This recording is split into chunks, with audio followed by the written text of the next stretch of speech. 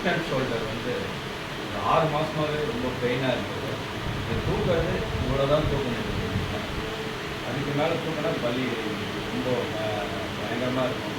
தூக்கவே முடியாது. பின்னாலே கை அசைக்க முடியும். இது எனக்கு ஒரு 6 மாதமாக இருக்குது. நான் என்னுடைய ஒய்ஃபுக்கு கொஞ்சம் கேரளா சொல்ல அங்கே ட்ரீட்மெண்ட் எடுத்தேன். அவங்க ஒரு ஒத்தரம் ட்ரீட்மெண்ட் மாதிரி கொடுத்தாங்க ஒரு வாரம். சரியாகும்னாங்க. ஆனால் எனக்கு சரியாகல. அப்படியே ஒரு 6 மாதமாக அந்த வலியோடு தான் இருந்தேன். நான் போன வாரம் ஒரு 10 டேஸ் முன்னாடி என்னுடைய பொண்ணு வந்து பெங்களூரில் இருக்குது.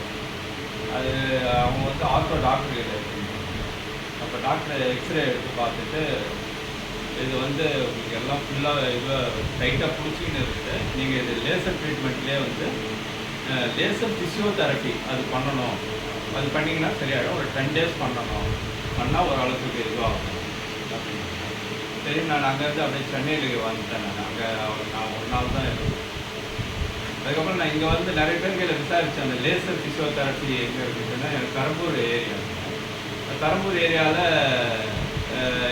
எந்த இடத்துலையுமே இல்லை. நான் ஆக்சுவலாக ஒரு மெடிக்கல் ஷாப்பில் ஒரு ஃபேமஸ் மெடிக்கல் ஷாப்லேயும் கேட்டு பார்த்தேன். எங்கேயுமே அங்கே எதுவுமே இல்லை. அதுக்கு அடுத்தது வந்து இவங்களுடைய ஃப்ரெண்டே ஒருத்தவங்க வந்து அங்கே பெரம்பூரில் வச்சுருக்காங்க, ராயல் ஃபிசியோதெரப்பி. அவங்க கையில் கேட்டப்போ அவங்க தான் வந்து இவங்களுடைய நம்பரு, முகப்பேரில் இருக்கிற இவங்களுடைய நம்பர் கொடுத்தாங்க. நம்பர் கொடுத்துட்டு அதுக்கடுத்து நான் இங்கே வந்து ட்ரீட்மெண்ட் எடுத்தேன்.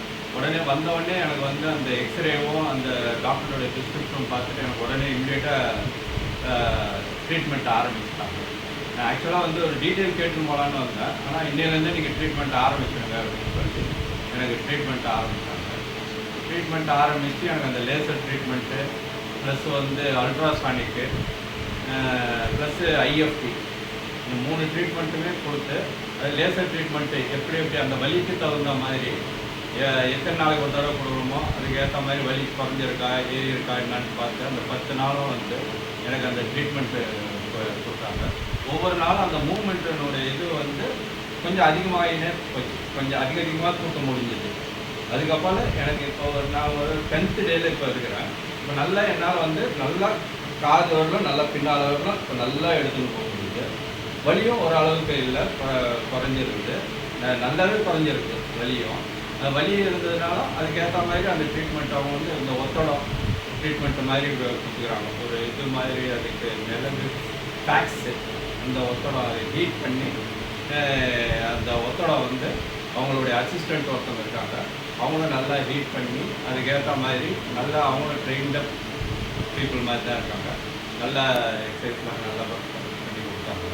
இப்போ எனக்கு 10th டேயில் இருக்கிறேன். நான் 10th டேவில் எனக்கு ஒரு 2 hours ட்ரீட்மெண்ட்டு கொடுத்தாங்க. நல்ல எக்ஸசைஸ்லாம் சொல்லி கொடுத்து அதில் வீடியோவும் எடுத்து எக்ஸசைஸ்லாம் எனக்கு ஃபார்வர்ட் பண்ணி வச்சுருக்காங்க. அந்த எக்ஸசைஸை பண்ண சொல்லியிருக்காங்க.